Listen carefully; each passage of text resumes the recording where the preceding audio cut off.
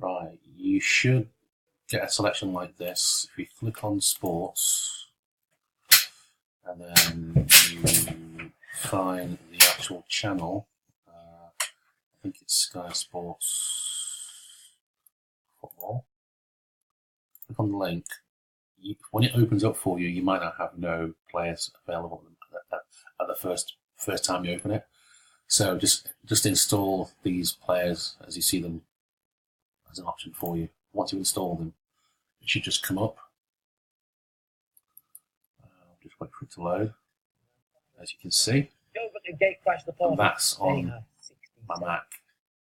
And down at the bottom of the table, Guiseley survived. Chester relegated today. They have 31 points. The goal that relegated them was Solihull Moors, 88th minute winner at Hartlepool. Torquay beaten today. They say 13 bottom on 37. Barrow dropped the relegation cases on 41. Solihull Moors on 44.